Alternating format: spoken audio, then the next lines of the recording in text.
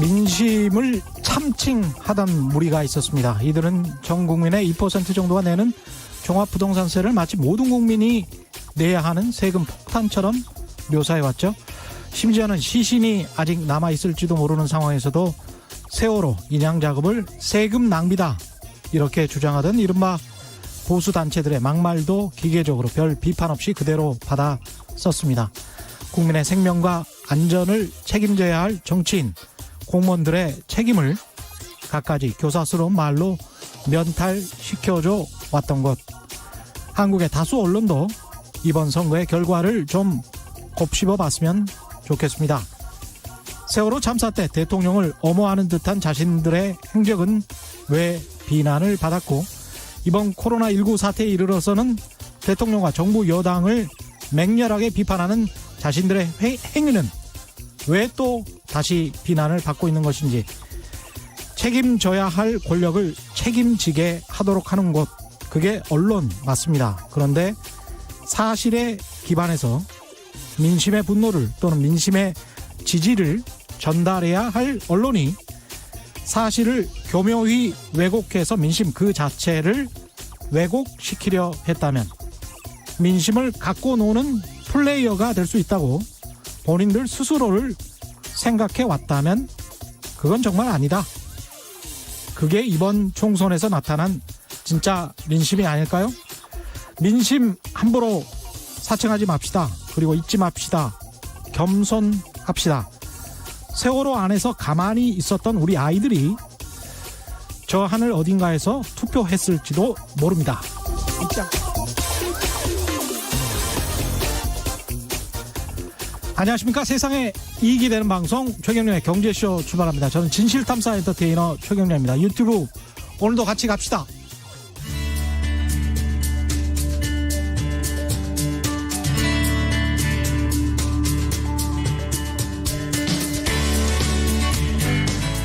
경제방송 아무거나 들으면 큰일 납니다. 듣고 또 들어도 탈이 나지 않는 최경영의 경제쇼.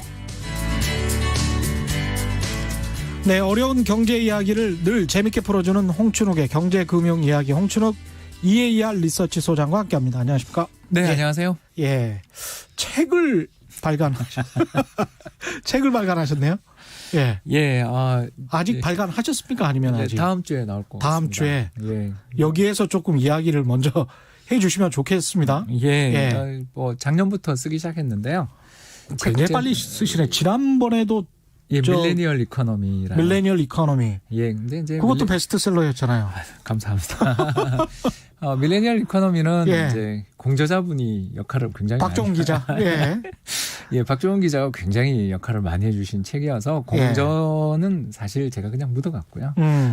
이번에 나온 책 그 디플레 전쟁이라는 책을. 디플레 전쟁. 예. 네, 이게 요걸 왜 이름을 이렇게 썼냐 하면 작년부터 제가 이 방송에서 예. 특히 최경영 경제쇼에서 예. 몇 차례 말씀드린 것처럼 그 물가 상승률이 0%대로 나온다라는 건 예. 나중에 지나고 나면 사실은 지금이 마이너스 물가일 수도 있다라는 거. 그렇죠. 예, 왜냐하면 그 누차 말씀하셨죠. 예. 여러 가지 물가 지표라는 게 세월이 지나고 나면 옛날 물가 상승률을 자꾸 떨어뜨리는 조정들이 있다 이런 예. 이야기를 들었는데 예.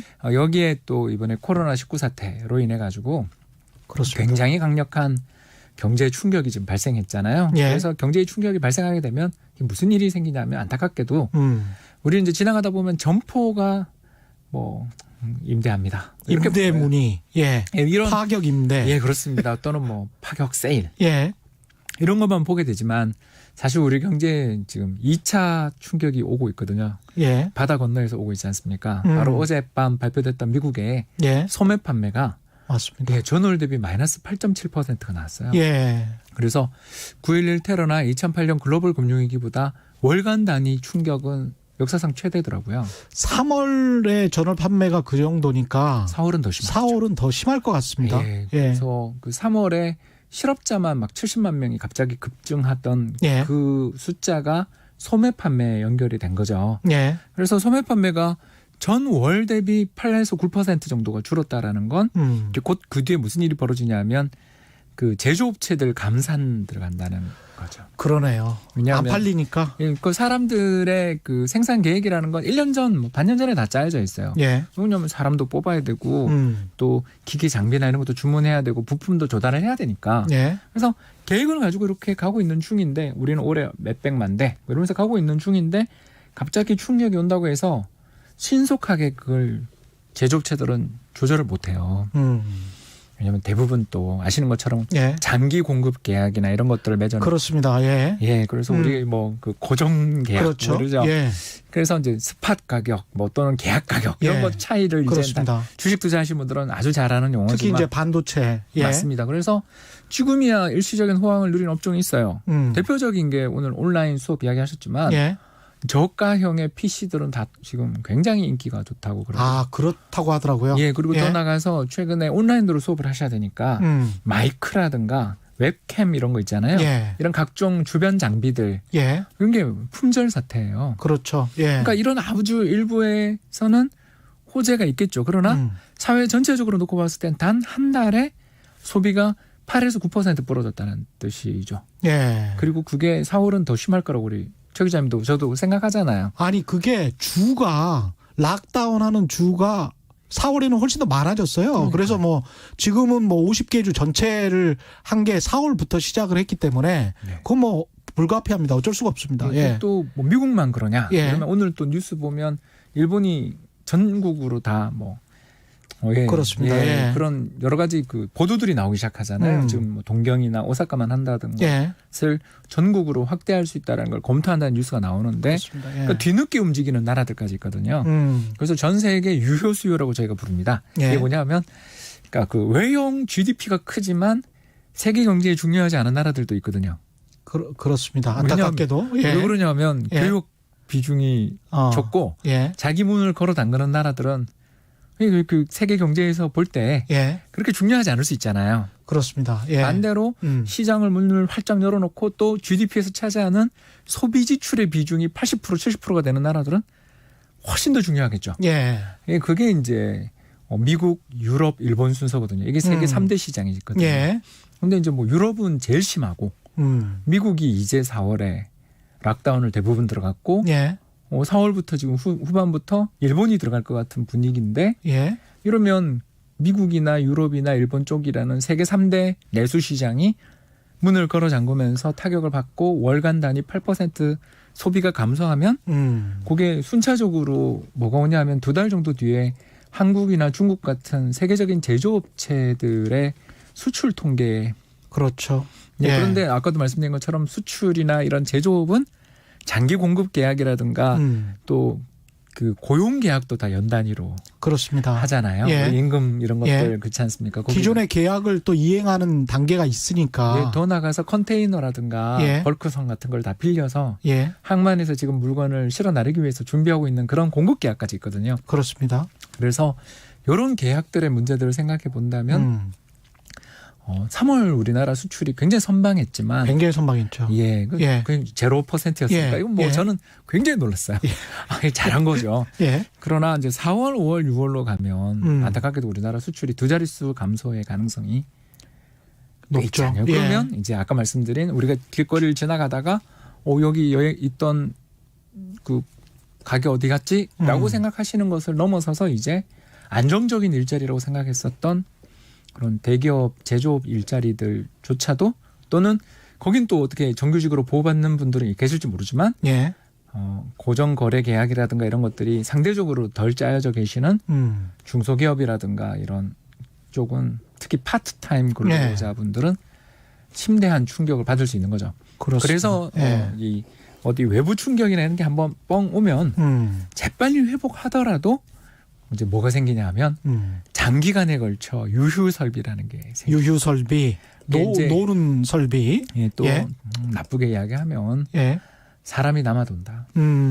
왜냐하면 그 설비가 남아도는데 사람도 남아돌 사람도 예. 남아돌 가능성이 있고 그리고 이게 장기화되면 무슨 일이 생기냐면 일자리를 오랫동안 떠나서 실업 상태로 있거나 또 기업 자체가 버티지 못하고 예. 결국 법적인 어떤 결정을 하게 되는 순간에는 예. 낙인이 찍히잖아요. 그렇죠. 그렇지 않습니까? 그렇죠. 그리고 굉장히 예. 긴 기간에 걸쳐 여러 가지 조정 절차들이라든가 예. 안 좋지만 파산 절차가 예. 이루어지게 되는 경우 회생 자체가 안 이루어지는. 그렇습니다. 그래서 이걸 저희들은 이제 구조적 충격이라고 이렇게 부르거든요. 그래서 외부 충격이 꽝 하고 왔을 때 신속하게 대응을 잘 해도 그 뒤 성장률이 이전 성장률보다 떨어지는 일들이 아무래도 예, 종종 벌어져요. 예. 그러니까 그런 일들을 우리가 생각을 해볼 때 이런 유휴 설비 또는 안타깝게도 유휴 인력 이야기는 경제에 뭘로 규결이 되냐 하면 실업률. 실업률 상승 예. 및 물가 하락 압력으로. 아, 예. 그러니까 우리는 환율이 1,200원대로 급등했는데도 이번 한국은행이 발표한 수출입 물가 보면 마이너스가 그렇죠. 나왔잖아요. 예. 그러니까 환율이 급등했는데 마이너스가 났어요. 이게 뭘 뜻하냐 하면 세계 원자재 가격이 다 동반 하락해서 하락하고 있으니까. 예. 그러니까 이런 부분들을 생각해 본다면 우리가 지금 가장 중요하게 생각해야 될 것은 무엇인가? 돈 푸는데 너무 인색하지 말자. 특히 더 나가서 오늘 금융통화위원회 멤버가 네 분이 바뀌셨거든요. 네 분 바뀌었습니다. 예. 뭐 아주 중량급 인사들로 예, 바뀌었네요. 쟁쟁하신 분들이 예. 뭐 제가 감히 평가할 수 없을 만큼 훌륭하신 분들이라고 저는 생각하고요. 예. 그분들한테 이제 좀 뭐 일개 이코노미스트가 예. 어떻게 보면 이 시국에 저희들은 이때 이야기하려고 공부하는 사람들이니까 그렇죠.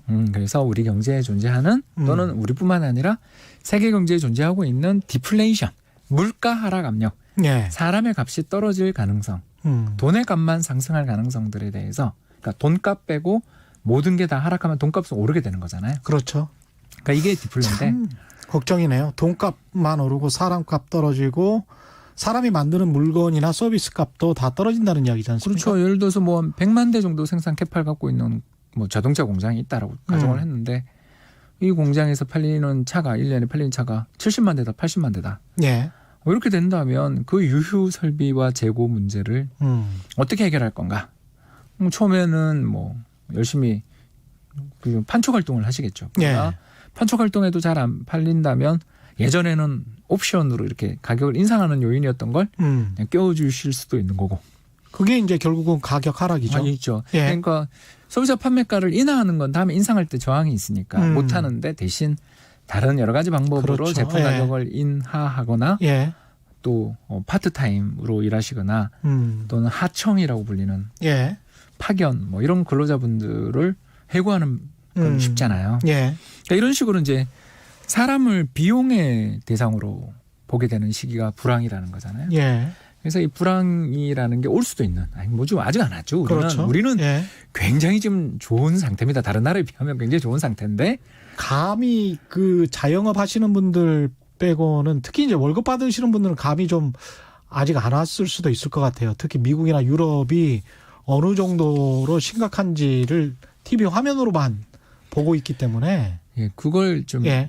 가장 대표적인 사례를 제가 하나만 말씀드리자면 바로 노르웨이랑 스웨덴 사례를 저희들이 예. 많이 이야기하거든요. 예.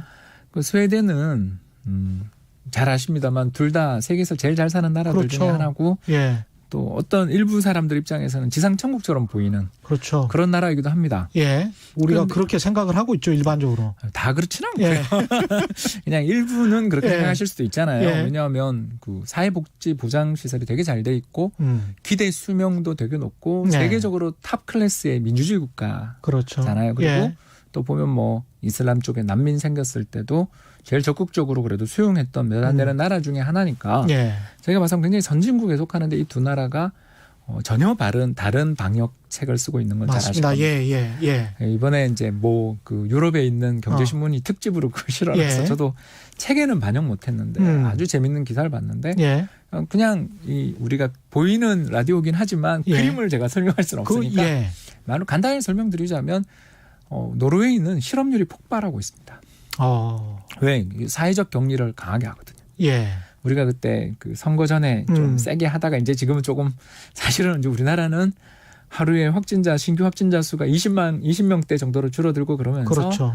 저만 해도 대중교통을 주로 이용해서 이렇게 많이 걸어 다니는 사람인데 오늘 같은 경우에는 날도 좋고 그러니까 많은 분들을 이제 거리에서 보잖아요. 예. 그래서 이제 우리는 상대적으로 조금 완화되는 중이지만 음. 다른 나라 같은 경우는 굉장히 강하게 하고 있다 보니까 예. 실업률이 폭발적으로 상승하는 게 나타나고 있습니다. 음. 반대로 스웨덴 같은 경우는 집단 면역이라는 그런 개념들 아시죠? 예.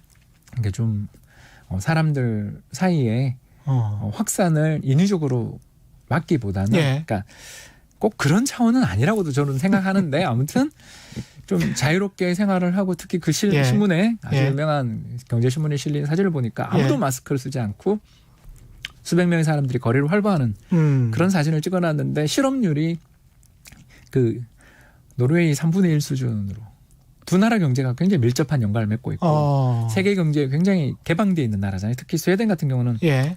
세계적인 제조업 강대국이잖아요. 이게 그래서 어떻게 보면 사회적 격리가 이런 논의도 하고 있더라고요. 경제적 타살이 아니냐.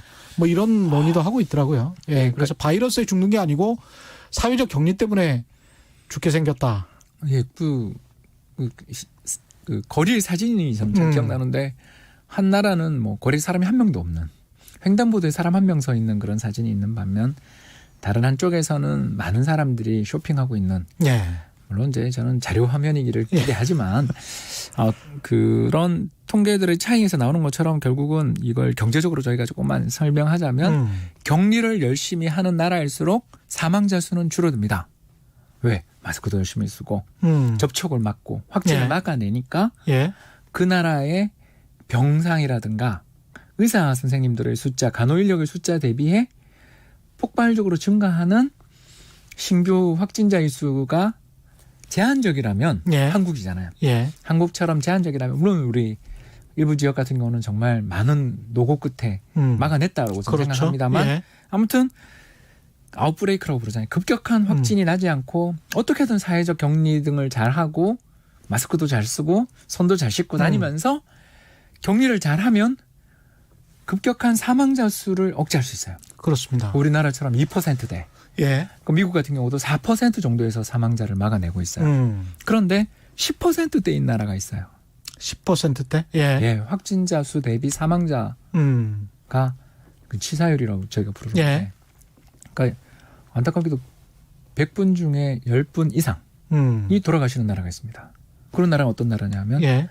어떤 실수라든가 의도는 알 수 없지만 초기 방역의 실패 등이나 또는 이 병의 위험에 대해서 잘 알려지지 못한 그런 상황에서 걷잡을 수 없을 만큼 확진자의 수가 증가해버리면 그렇죠. 예. 그 나라 경제, 그 나라가 가지고 있는 의료의 캐파시티라고 저희가 부르는데 그 대응 능력을 넘어설 정도로 확진자가 증가해버리면 그렇습니다. 예. 많은 분이 살릴 수 있는 많은 분들이 돌아가실 수도 있죠. 폐렴 때문에 원래 죽는 환자들이 한 3만 명 정도 연간 우리나라도 됐었으니까요. 이게 인공호흡기 자체가 없으면 그렇습니다. 그냥 집중 처리를 할 수 예. 없으면 그건 정말 위험하다 그러더라고요. 예, 죽게 되는 겁니다. 예. 예, 그래서 이렇게 인도주의적 관점에서 놓고 보면 노르웨이나 한국처럼 또는 오스트리아처럼 또는 대만처럼 이 네 나라가 요새 굉장히 가까운 거 있죠. 이 네 나라처럼 이렇게 커브를 완만하게 만드는 거죠. 확진자 증가 커브를 완만하게 만들고 위에서 잘 통제해서 완만한 산처럼 확진자의 수를 떨어지게 만들면 이건 굉장히 인도주의적인 관점에서 그렇죠. 보면 좋을 수도 있는데 대신 예. 이런 나라일수록 경제적 충격은 훨씬 더 크다.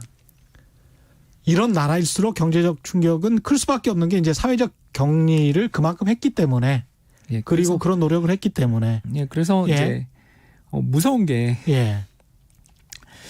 그러니까 이렇게 열심히 그 저가 락다운이라는 영어 단어에 이제 익숙해지고 있지 예. 않습니까? 사회적 격리를 강하게 하면 할수록 밖에 나가서 식사도 못하게 하고 마트도 뭐 필수 그런 것들도 제한하고 음식점 다 문 닫고 하면 경제는 이제 치명적인 타격을 받게 되는 그렇습니다. 거고 반대로 예. 아까 말씀드린 것처럼 의도됐든 의도하지 않았던 건 제가 알 수가 없지만 확진자 수를 급격히 늘리는 것을 용인했거나 어쩔 수 없이 용인했던 나라들은 반대로 경제적 충격들은 상대적으로 덜 할 수도 있다라는 거죠. 인간의 목숨의 가격을 또 어떻게 매기느냐에 따라서 또는 이제 집단 예. 면역이라는 것을 예. 어떻게 보느냐에 따라서도 다를 수 그렇죠. 있죠. 그러니까 예. 초기의 영국이 예. 요새 지금 수상까지 집중 시설을 들어가셨다가 나오셨는데 나왔죠. 예. 그러니까 이런 걸 보면 이제 이제 저희는 그 하나 알게 되는 거죠. 아, 이게 인도주의적 관점에서 우리는 사람의 목숨이 굉장히 소중하고 오늘 특히 세월호 죽이지 않습니까? 그렇죠. 이런 입장에서 보면 살릴 수 있는 사람을 못 살리는 거에 대해서 우리는 굉장히 마음에 상처를 받고 공감하고 유족들은 어떤 생각일까? 예. 이런 고민들을 많이 하는 입장에서 본다면 당연히 사회적 격리를 좀 장기화하고 또 2차 아웃브레이크라고 불리는 대감염이 추가적으로 발생하는 지금 최근에 싱가포르가 좀 그 우려를 낳고 있지 않습니까? 그래서 잘 통제된 줄 알았는데 다시 지금 감염자 수가 증가하고 있다는 그런 외신을 우리가 볼 수 있는데 그래서 섣불리 개교하고 사회적 격리를 풀었다가 다시 재감염이 발생하면 그걸 누가 책임질 것인가에 대한 문제가 있으니까 그렇죠. 안타깝게도 예. 제 생각에는 선진국이고 또는 철학 따라 다를 수 있겠지만 아무튼 대다수의 나라들은 앞으로 상당 기간 사회적 격리를 더 강하게 하게 될 경우 사회 유유 설비 이야기를 아까 했던 게 이제 이것 때문인 거죠. 그렇죠. 지금까지 우리가 겪었던 것 뒤에 회복이 저는 굉장히 강하게 나타날 거라고 생각하지만 그 회복 속에서 구조적으로 다시 재기하지 못하시는 분들도 있을 수 있다. 있을 수가 있는 거죠. 이게 지금 말씀하시는 그것이 연장선으로 보자면 IMF 그 세계 경제 전망 네, 어제 나왔죠. 어제 나온 게 한 마이너스 3% 맞습니다. 성장 예상을 했었는데 그거랑 좀 연결이 되네요. 그렇습니다. 예. 특히 IMF의 경제 전망을 봤더니 그 선진국일수록 그 최근에 굉장히 강하게 락다운 그 이제 사회적 격리를 하고 있는 유럽 국가일수록 성장률을 더 많이 떨어뜨렸습니다. 예. 예. 그래서 대표적인 게 독일이었는데요. 예. 작년 독일 경제 성장률이 0.6%. 0.6%. 네, 그래도 뭐 플러스였죠. 예. 2020년 경제 성장률 전망을 얼마나 해놨냐면 마이너스 7%. 마이너스 7%. 예, 그리고 얼마 전까지 예. 그 마크롱 대통령의 어떤 그 리더십 하에서 프랑스 경제 예. 살아나고 있다고 우리가 예. 좀 칭송했었던 그런 기사들도 있었잖아요. 예. 그 작년 그 프랑스 경제가 유럽에서는 그래도 상당히 높은 편이었던 1.3% 성장을 했는데 올해 얼마냐면 마이너스 7.2%. 야, 여기도 마이너스 7.2% 전망. 그 작년 대비 8% 이상 떨어지는. 야. 네, 이런 것들을 데이터를 보고 있으려니까 예. 이게 성공한 산업국가 또는 외국에 대한 개방도가 높은 산업국가 그리고 세 번째가 관광산업 비중이 높은 예. 그 유럽 국가들일수록 또 관광산업 비중이 되게 높잖아요. 그러네요. 예, 예. 그래서 이런 나라일수록 성장률을 굉장히 많이 떨어뜨렸다. 우리는 마이너스 1.2로 예. 어제 이야기했지만 마이너스 1.2%면 정말 선방한 걸로 지금 추측이 되고 있는 겁니다. 예, 그리고 이제 선방하는 걸로. 그리고 하나 더 이제 예. 우리가 세계에서 재정이 제일 좋은 나라 중에 하나. 그렇죠. 독일 다음 정도로 재정이 좋다고 생각하시면 되는데요. 그런 나라인 만큼 예. 이렇게 여력이 있는 나라들이 적극적인 재정 정책을 펼칠 수 있는 여력이 있는 나라들일수록 또 성장률의 하락을 잘 방어할 수도 있지 않겠냐. 그렇죠. 그렇게 보면 그 작년 6% 성장했던 중국이 올해 성장률을 얼마로 보냐면 1.2%로 보고 있거든요. 여기도 거의 5%포인트 정도. 예, 근데 이제 뭐 저는 이것도 낙관적이라고 저는 보고 있고요. 왜냐하면 거기가 우한에서 그렇죠. 시작했으니까요. 근원지였으니까. 네, 근데 예. 이제 그 중국 성장률을 그 IMF가 1.2로 이렇게 해놓은 건 이런 메시지를 좀 담고 있는 게 아닌가. 전인대가 이제 6월에 열린다는 설이 있는데 막 펌프해서 이제 예. 책임을 좀 져라. 이 사태에 뭐 누가 책임이 있냐를 다투고 또 이 바이러스의 이름을 어떤 특정 국가 이름을 붙여서 부르는 것 그런 건 저도 예. 정말 싫습니다. 예.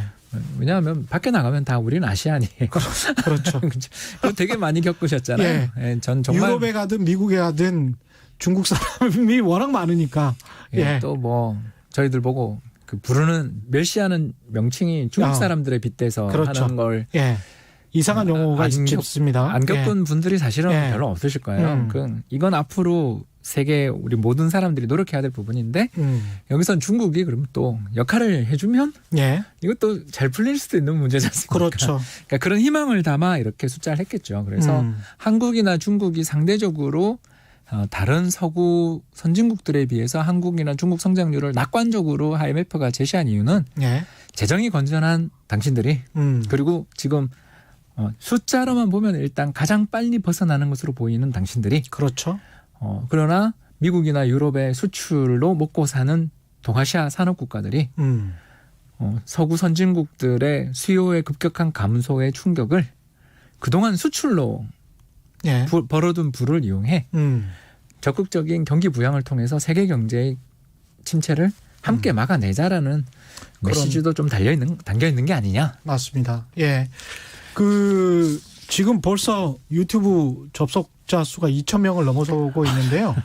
오늘 홍신욱 박사와 IMF 보고서 중심으로 그다음에 이제 디플레 전쟁이라는 책을 내셨는데 코로나 이후의 세계 경제 변화가 농산물 가격의 급등으로 인한 뭐 인플레이션 이런 이야기를 가끔 했었다가 전반적으로 이제 디플레이션 논쟁으로 다 이제 쏠리는 것 같습니다. 그래서 디플레이션 이야기, 세계 경제 변화 이야기를 나누고 있습니다. 내용이 약간 어려울 수 있지만 자세히 좀 들어보시면 이해가 되실 겁니다. 워낙 쉽게 설명을 해 주시니까. 이 불황 앞에서 불황이 이제 닥쳐오는 거는 맞죠? 적어도 일단 우리 경제 입장에서는 예. 이제 조금 있어야 1분기 성장률이 나오겠지만 예. 1분기 성장률을 뭐 가까스로 제로 정도로 만든다고 할지라도 2분기는 거의 마이너스 성장이 불가피한 상황이라고 저희는 보여지고요. 예. 왜 그러냐면 우리 경제 전체에서 수출이 한 절반 정도를 그렇죠. 차지합니다. 그렇죠. 여기다가 GDP에서 또 관광 산업이 차지하는 비중이 8에서 9% 정도.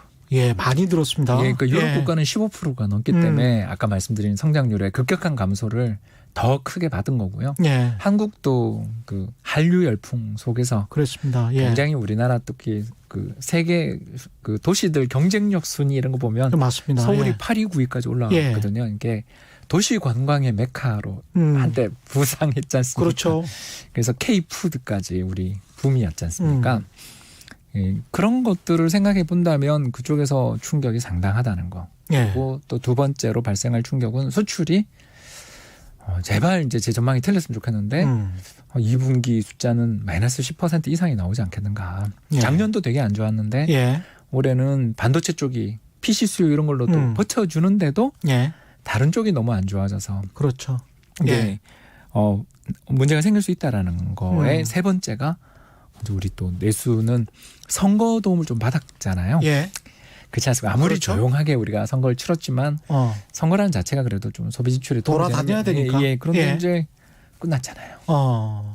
그래서 사회적 격리가 언제까지 갈지 우리가 저는 모릅니다. 그거는 우리 질병 전문가분들, 방역 전문가분들에게 여쭤봐야 되겠지만 아무튼 뭐 5월 초까지 예를 들어서 유럽이나 간다면 2분기 성장률은 마이너스 폭이 상당히 크지 않겠는가. 그렇죠. 4, 5, 6이 2분기인데 네. 5월 초부터 트럼프 대통령도 어떻게든 미국 경제를 다시 제자리로 갖다 놓으려고 하는 그런 발언을 굉장히 지금 많이 하고 있기 때문에 네. 그런 면에서 앞으로 우리가 뭐 저는 경제학자니까 딴 건 잘 모릅니다만 외신을 열심히 접하고 있는 입장에서 중국 우한이 4월 8일 날 락다운 풀었거든요. 예. 그 이동하는 사진 보셨죠, 그죠? 그 900만 명의 시민들이 고생을 엄청 하셨다가 2달 동안 격리돼 있다가 이번에 풀렸고요. 그래서 그쪽에서 중국에서 세컨드 아웃브레이크는 혹시 없는가? 그렇게 또 두 번째는 우리보다 좀 격리를 빨리 풀었던 싱가포르가 물론 이제 외국인 근로자들 밀집 지역에서 다시 좀 발생하고 있다고는 하는데 거긴 또 날도 더운 곳이니까 기온이 올라가고 습도가 올라가면 바이러스 활동이 좀 제약될 거라는 그런 희망들도 있었잖아요. 그렇죠, 그렇죠. 예. 그런 면에서 방역에서는 어떻게 보면 굉장히 모범 사례였던 싱가포르가 앞으로 어떻게 데이터가 나오느냐 이런 것들을 우리가 잘 봐야 되겠죠. 근데 이제 그건 뭐 저희가 모르니까. 그렇죠. 예. 그런 면에서 제 책에서 제가 부제를 뭘로 잡았냐면 무엇이든 지금 당장 시행하라라고. 무엇이든 지금 당장 시행하라. 예. 오늘 4월 16일인데 가만히 있어라 라는 것보다는 훨씬 유효한 이야기로 들립니다. 예. 또 이 기재부 또 관료들이 그 재정 균형성을 너무 생각하셔서 자꾸 가만히 있으려고 하시는 분들이 많아요. 예. 이제 재정 건전성에 대해서 예. 평상시에는 잘 관리를 해야 됩니다. 예. 동의하고요. 예. 그리고 또 올해 우리나라 예산안이 작년에 결정된 올해 예산안이 9% 이상 증액돼서 확장적 예산이라는 것도 동의합니다. 예. 그걸 안 해놨으면 큰일 날 뻔했죠, 사실. 그렇죠. 예. 그런데 지금 벌써 2차 추경이 지금 나오고 있는데 예. 제 생각에는 7조 원대 2차 추경이 지금 오늘 발의가 됐는데 예. 저는 이건 너무 좀 심하다. 그러니까 왜 그러냐 하면 유럽이나 미국은 그 GDP의 10% 규모의 그렇죠. 예. 재정 팽창 예산을 이번에 의결을 했습니다. 특히 미국의 케어스라는 예. 그런 그 법안 같은 경우에 보면 이 해고된 사람들 레이오프라고 이제 미국 예. 사람들 그렇게 부르겠지만 예. 일시 해고된 사람들에게 나라에서 다 돈을 지급해주는. 예. 저는 이번에 선거 과정에서 예. 여당 쪽에 그 선거운동 관련돼서 나왔던 뉴스들을 저는 굉장히 열심히 보길 수밖에 없는 예. 게 경제정책의 바로미터니까. 그렇죠. 근데 이제 주요 인사분들이 저는 뭐 그 종부세 인하는 별로 아까 말씀하신 것처럼 가능성 별로 높지 않다고 보는데 예. 저는 감세도 지금 중요하지만 그 자금 지원 특히 앞서 말씀드린 지금 현재 우리나라 경제에서 굉장히 충격을 많이 받은 곳이 여행, 그렇죠. 예. 그 항공, 운수, 그렇죠? 예.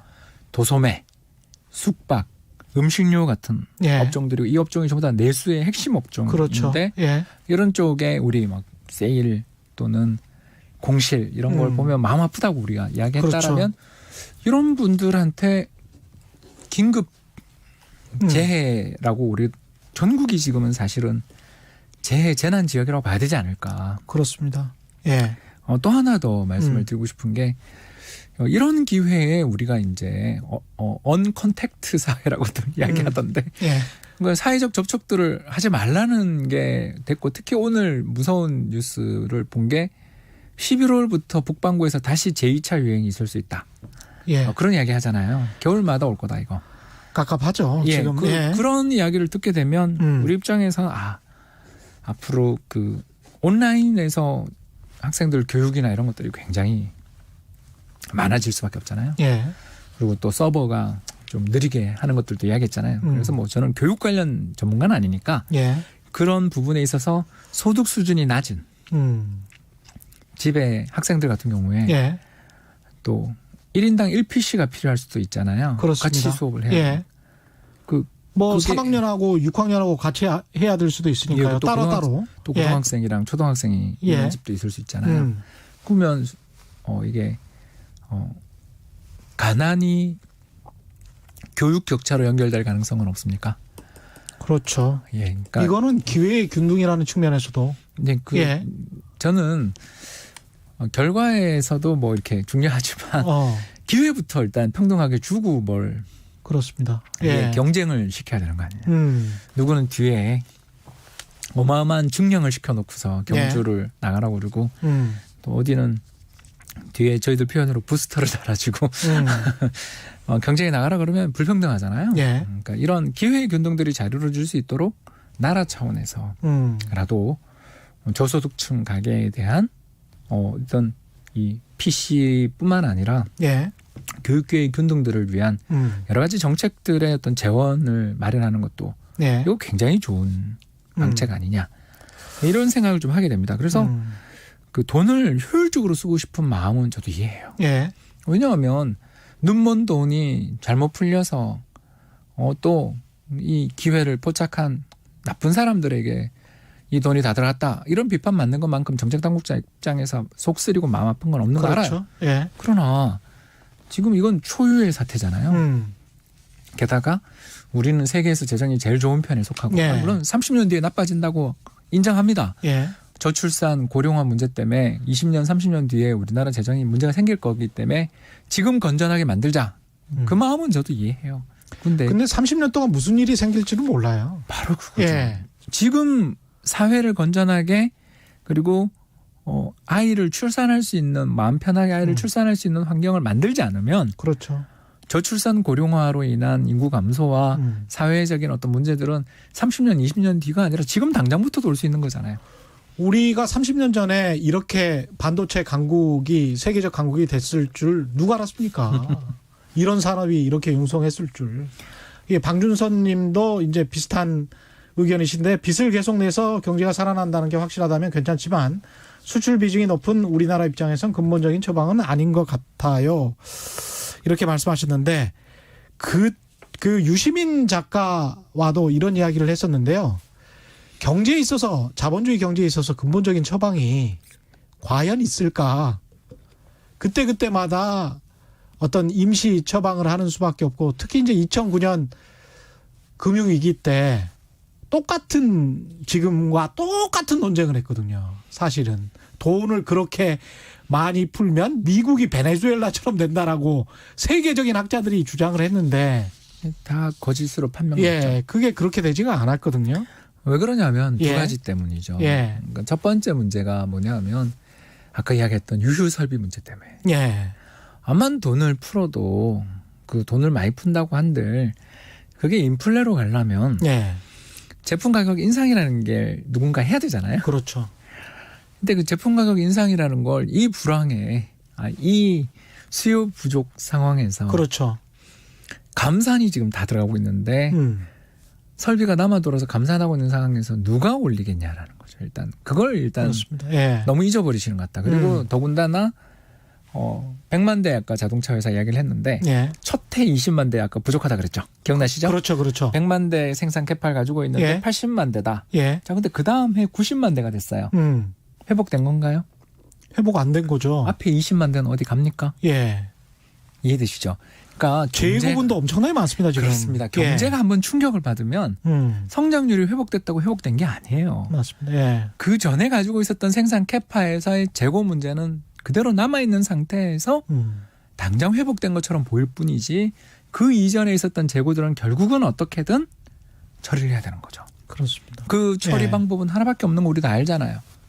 왜 홀값에 땡처리. 예. 땡처리를 이제 국내에 하냐 해외 하냐. 그래서 기업들 입장에서 이런 충격이 오게 될 때 너무너무 고통스러운 게 뭐냐면 제값 한번 받아보기 위해서 그렇게 브랜드 파워를 높이라는 수많은 공고에 따라 그렇습니다. 슈퍼볼 광고 때 막 예. 한국산 제품들 광고도 하고 이 제품을 만들기 위해서 새로운 브랜드들도 런칭하고 이미지 광고 그렇게 했는데 정작 경제 위기 벌어진 다음에 30% 50% 깎아드립니다. 그러면 그 브랜드 가치는 그렇습니다. 그 예. 뒤에 두 번째 문제가 생기는 거죠. 구조적인 변화가 뭔가 도약해 보려던 기업들이 주저앉을 수 있다라는 걸 우리가 생각해야 되는 거죠. 예. 그래서 실제로 이렇게 추세를 생각해 보면 충격이 없는 게 최고인데 예. 충격이 왔다가 회복되는 과정에서 미국이 그때 2008년 글로벌 금융위기 때 어떻게 보면 최고로 어떻게 보면 적기에 재정을 투입하고 긴축도 굉장히 늦게까지 안 했던 나라잖아요. 예. 그런 미국조차 경제가 그 이전 수준의 캐파를 회복하는데 걸린 시간이 6년 정도 걸렸어요. 그렇습니다. 예.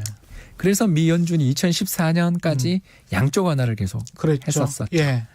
그러니까 이런 과정에서도 나오는 것처럼 굉장히 대응을 잘한 나라조차 경제의 유휴 설비, 과잉 재고, 과잉 인력 문제를 해결하는데 5, 6년 걸립니다. GDP 10%의 재정 적자를 내서 또 거다가 양쪽 완화를 한 나라조차 그 정도 걸립니다. 예. 그러면 우리는 반대편을 하나 제가 이야기하자면 유럽입니다. 유럽은 무슨 일이 있었냐면 2010년 재정위기 그리스 예. 재정위기가 벌어지면서 돈을 빌려줬던 나라 입장에서 자기 돈이 뗄 것 같으니까 독일이 그랬죠. 네, 예. 그 자기 돈을 떼먹을 것 같은 나라에 대해서 강하게 빚쟁이 입장에서 예. 빨리 저축해서 돈을 갚아 예. 이렇게 이야기했잖아요. 맞습니다. 그러면서 예. 재정 긴축 들어갔죠. 그랬습니다. 겁니다. 예. 그래서 재정 긴축이 들어가면서 남유럽의 대부분 나라 지금 이번에 가장 큰 고통을 겪은 스페인, 이탈리아 같은 나라들이 대대적인 재정 긴축이 들어갔고 예. 그 뒤에 차례대로 구제금융도 받았지만 예. 재정 긴축이 들어간 가운데 재정 지출을 계속 줄이고 연금 개혁한 거 혹시 기억나시죠? 그렇습니다. 예, 그 결과가 뭐냐면 선진국 사이에서도 유럽은 저성장에 계속 아까 독일이 예. 0.6% 기억나시죠? 예. 그 유럽을 이끄는 선도 국가라는 독일이 작년 0.6% 성장했었습니다. 그 정도로 유럽은 만성적인 저성장에 빠져 있다가 이번에 더 큰 충격을 받은 거죠. 이탈리아는 거의 그 국가 부채가 140%에 이르러요. 맞습니다. 우리는 지금 50%도 안 되는데 40% 중반인데 아무리 높게 잡아봐야 네, 또 그러니까 뭐 성장도 못 하고 파이도 못 키우고 그리고 게다가 부채는 엄청나게 그러면서 의료 예. 관련 지출들의 어떤 축소라든가 예 또 의료 인력들의 이탈들 속에서 그렇죠. 이번 사태에 또 제대로 대응도 잘 못하면 예. 그 이탈리아에서 가장 부유한 지역인 베네토 지역에서 벌어진 일에 이 어마어마한 사망자 수라는 것은 둘 다를 실사하는 거죠. 그게 너무 노령화된 인구가 많았거나 그리고 방역 과정에서 좀 안타까운 부분이 있었던 거 아닌가. 예. 결국 너무 오랫동안 지속됐던 재정 긴축의 충격들을 받아서 좀 어려움이 있던 차에 이런 일이 터진 거 아닌가. 예. 참고로 2019년 이탈리아 경제 성장률이 얼마냐면 예. 0.3%였습니다. 0.3%밖에 안 됐군요. 예. 이제 이러다가 올해 이제 예상치는 마이너스 9%입니다. 사실 이탈리아의 사이즈와 우리나라 사이즈가 거의 비슷하지 않습니까? 올해 역전이 거의 예. 확실하죠. 이렇게 그렇게 되면 그렇죠. 그러니까 이게 우리가 잘해서 역전했으면 좋겠는데.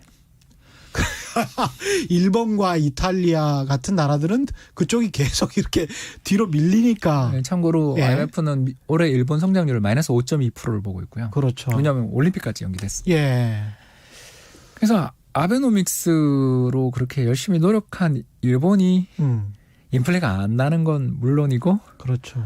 이렇게 어려움을 겪는다라는 걸 보면 저는 인플레에 대한 걱정을 좀 제발 좀 호주머니 속에 넣어놔라. 다들 예. 투자자도 그렇고 지금 금융시장의 참가자들이 어디 제가 이제 강의나 이런 거를 오픈은 못하니까 예. 온라인 강의를 좀 하는데 첫 번째 질문이 경제가 안 좋은데 주식시장이 반등하는 게 이게 정상이냐. 이 자산 시장으로 돈이 집중되는 것들 특히 그렇죠. 이제 우리나라도 지금 어떻게 보면 심각하다고 볼 수 있는데 어떻게 보십니까 이건? 자산 시장에만 몰리는 거는 참 문제입니다 이게. 예, 이거 예. 어쩔 수 없는 것 같아요 저는. 예. 그러니까 굉장히 불쾌한 양자택일이다. 예, 저는 오늘 이 말씀을 좀 드리고 싶더라고요.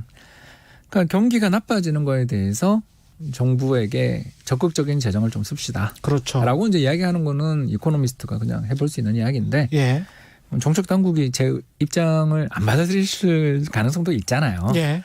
또 제가 틀렸을 수도 있는 그렇죠. 거 아니겠습니까? 예. 그래서 이제 그러면 이 대목에서 정부에게 어떤 일을 하라라고 촉구하는 것도 되게 중요하지만 다른 한편으로 이제 금융시장의 참가자였던 사람의 입장에서 하나 제가 이렇게 이야기를 좀 하자면 경제에 어마어마한 유유설비가 존재합니다. 그죠? 경제 추세와 실제 소비 사이의 차이죠. 예. 어마어마한 유유설비가 존재하는 과정에서 물가가 상승하기가 굉장히 어려운 환경이 왔고 아무리 돈을 풀어도 그 돈이 실물 경제로는 잘 안 가는 환경이라는 걸 뜻하잖아요. 예. 그렇지 않습니까? 기업들이 제품 가격을 못 올린다는 이야기니까. 예. 그런 상황에서 그 돈들이 어디로 갈 것인가 라고 생각하면 지난 10년은 부동산 시장에 갔다라는 거죠. 예.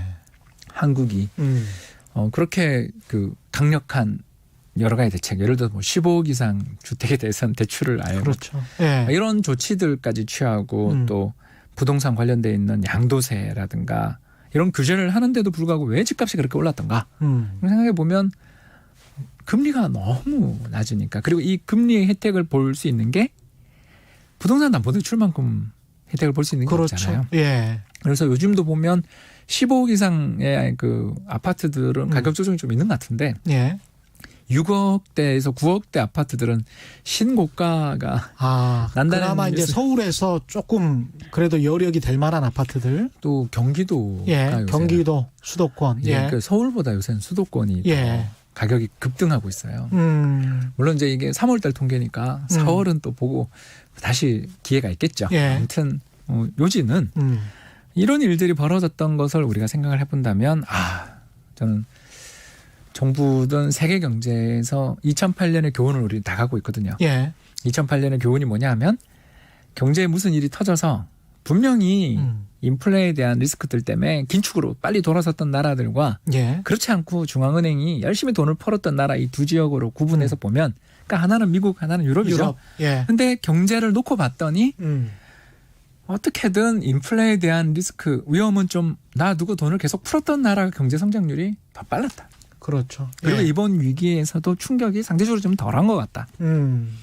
그리고 그 덕에 그 재정 건전성을 고집하던 독일조차 GDP의 거의 10%에 달하는 어마어마한 규모의 재정 적자를 예. 무릅쓴 이번 재정 정책을 발표했잖아요. 그러니까 이런 것들을 놓고 보면 앞으로는 인플레 걱정 없이 라기보다는 인플레에 대한 고민은 조금 미래로 미뤄두고 미래로 밀어두고 세계 경제의 국가들이 적극적인 재정 및 통화 정책을 펼칠 가능성이 상당히 높고 2008년 수준의 불황이 온다면 인플레에 대해서 걱정 안 하고 돈을 풀 수 있는 시간이 5년 정도도 될 수도 있다. 그렇죠. 왜냐하면 2016년이었나요? 16년도에 금리 좀 올려보려고 패드가 한 1% 장기적으로 좀 한 1년여에 걸쳐서 올린다고 하다가 주식시장이 완전히 폭망하면서 그것도 그렇고 예. 원유 시장이 더 그렇습니다. 20불 같은 예. 거 기억나시죠? 예. 맞습니다. 100달러가 20달러 같습니다. 그러니까 이게 디플레이 무서운 거죠, 이게. 지금 원유 가격이 또 20불. 왜 그걸 깼습니다. 예. 그때의 저점이 20달러였는데 그걸 어젯밤에 깼습니다. 원유 가격을 생각해 보면 인플레이션이 일어날 확률은 당분간 걱정 안 해도 되겠네요. 또 재고가 예. 많잖아요. 특히 재고도 지금 많고. 전 세계 그 유조선이 예. 그렇게 바삐 돌아다닌대요. 음. 기름이 너무 싸니까 예. 뭐 몇 년 기다리면 올라갈 것 같은데 예. 원유 탱크가 빌리기 어려우니까 아, 원유 탱크도 또 빌려야 돼요. 그것도 몇 그런- 천억 든다고 하더라고요. 예, 그러니까 예. 지금 운임료가 굉장히 싸거든요. 아. 우리나라의 몇몇 해운 선사들이 어려움 겪었던 거 벌써 예. 3년 전 일이죠. 예. 그렇죠.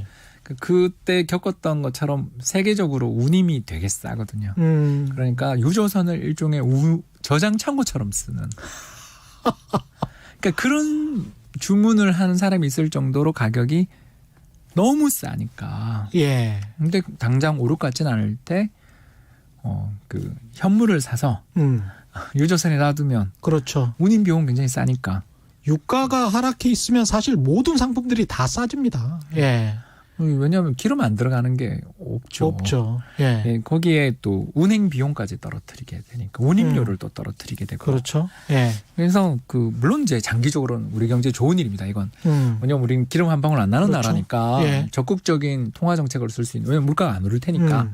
여기다가 더 나가서 지금 고통받고 있는 항공사나 해운선사들 입장에서 기름값이라도 좀 떨어지면 그렇죠. 그나마 좀 괜찮겠죠. 그러니까 그렇죠. 아까 이야기했던 그 재정 정책을 통해 경기 회복이 나타날 때 좀 도움이 될 수도 있겠지만 예. 아무튼 요 이상의 내용을 정리해 보면 실물 쪽에서 뭐 이 상품 가격이 급등하고 막 이럴 것 같지가 않잖아요. 예. 그렇다면 돈이 어딜 갈까? 금융 및 자산 시장으로 또 돌아갈 가능성들을 지금 시장이 반영한 거라고도 볼 수 있다는 거죠. 그걸 정부가 또 적절히 막으면서 정말 유효한 생산 설비를 만들 수 있는 쪽으로 특히 저는 이번에는 부동산보다는 주식으로 좀 갈 수 있는 예. 좀 이렇게 혜택이 좀 있었으면 좋겠다라고 생각하는 게 이제 거의 그러면서 시간이 다 또, 돼가지고 예. 벤처 기업도 조금 육성을 해야 되고요. 네, 예. 그래서 이번 개미들이 통합운동했다고 할 정도로 예. 어마어마하게 주식을 샀는데 잘 보시면 펀드에 돈이 들어가는 걸 보셔야 돼요. 안 들어갔어요. 아, 그냥 개인이 하고 있는 거예요? 네, 지금 소액 이번에 투자로?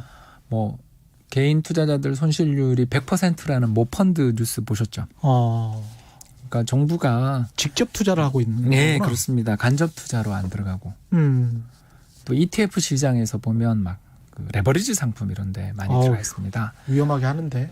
그 시장이 오르면 뭐 좋죠. 예. 근데 만에 하나 이렇게 시장이라는 게 아직은 추세가 아닌. 그렇죠. 예, 왜냐하면 막 하루하루 뉴스에 반응하잖아요. 예.